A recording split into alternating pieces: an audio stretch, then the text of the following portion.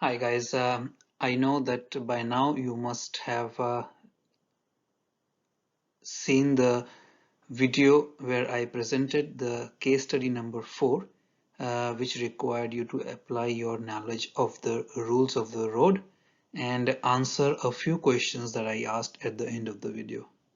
In today's video, I will provide you with my analysis and my answers of the scenario for your benefit, and I look forward to hearing from you whether you agree or disagree with my analysis and you have something to add which I may have missed in my analysis. Alright, so let's get started. Now I know that you are familiar with the video, but just as a recap, I will again summarize the video for you on what was happening, or summarize the case study for you rather, on what happened and what led to the collision between the two vessels. So you are on the blue ship. Your vessel is a general cargo vessel that is steaming at 12 knots, and you are steering due west, that is 270 degrees true.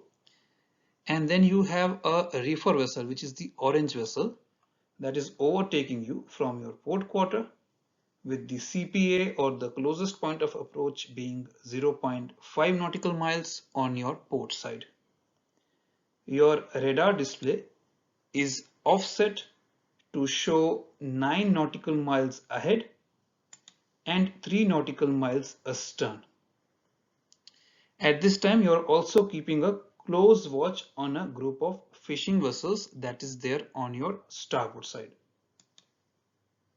You don't notice the reefer vessel that is overtaking you from your port quarter, and you alter course to port to increase your CPA from the fishing vessels. The reefer ship does not notice your alteration until it is too late and the vessels collide. So this was the case study. And then I asked you 4 questions regarding this case study. My first question was, is there a stand-on vessel? And if yes, then which is the stand-on vessel? So the port vessel, not the port vessel, but the reefer ship that was overtaking you from your port side, since she was overtaking you, it was her responsibility of keeping clear of the vessel being overtaken as per rule number 13. So this makes you, the blue vessel, the stand-on vessel. Alright, so yes, there is a stand-on vessel and you are the blue vessel, which is the stand-on vessel. My second question was, what should the stand-on vessel have done? So if you are the stand-on vessel, naturally you might say that as per rule 13, I was to maintain my course and speed, and the reefer ship should have stayed clear of me. Now in this regard, what should the stand-on vessel have done? Now there are 2 things I want to mention here. The first thing is, of course, you are the stand-on vessel and your vessel is being overtaken. But you were not even aware of the vessel that was overtaking you.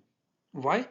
Because your radar was offset, and there's nothing wrong with having an offset radar, but you have to know about the limitation of an offset radar. The limitation of an offset radar is that you do not know what is happening astern of you. That is the problem with the offset radar. So, and this is what happened in this case. The reefer vessel came up from your port quarter rather. She was speeding, she was doing more speed than you were, and because your radar was offset, you did not notice her in good time. You were only focused on what is ahead of you. So that is one limitation. Alright, so of course,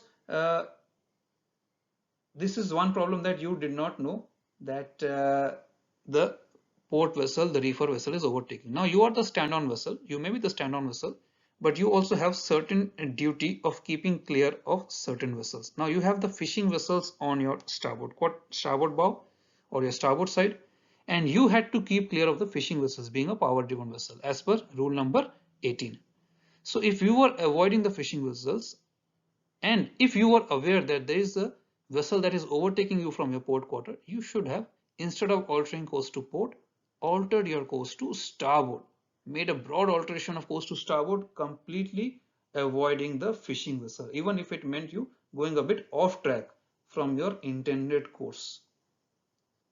All right. So if you had done that, and if you were aware that the vessel is overtaking you from your port quarter, you would have avoided the collision with all the vessels that are there in this scenario, with the fishing vessels as well as the overtaking vessel. Now, although the overtaking vessel's duty was to keep clear of you, you also made it difficult for her to do so because you altered course to port to avoid the fishing vessels, whereas you could have gone starboard, and this was only because the blue vessel or your vessel was not aware of the overtaking vessel which was there. So if you were aware of it, you wouldn't have done it. Question number 3 was, what should the other vessel have done? So when we are saying other vessel, we mean the vessel which is not the stand-on vessel. So we mean the orange vessel. So what the other vessel should have done is, of course, she should have followed rule number 13. Rule number 13 clearly says that when a vessel is in doubt as to whether she is overtaking another, she shall assume this is the case, act accordingly. Any subsequent alteration of the bearing between the two vessels does not make the overtaking vessel a crossing vessel within the meaning of these rules, or relieve her of the duty of keeping clear of the overtaken vessel until she is finally passed and clear. So these are all these things which are there about the overtaking vessel. So overtaking vessel should have, of course, maintained a much higher CPA with your vessel from the very beginning. So it was 0.5 nautical miles to start off with. She should have maintained a much higher CPA, especially considering, or she should have been monitoring your vessel in such a way that so that if you make an alteration of course to port, you would still be clear of the overtaking vessel. So the overtaking vessel was also at fault.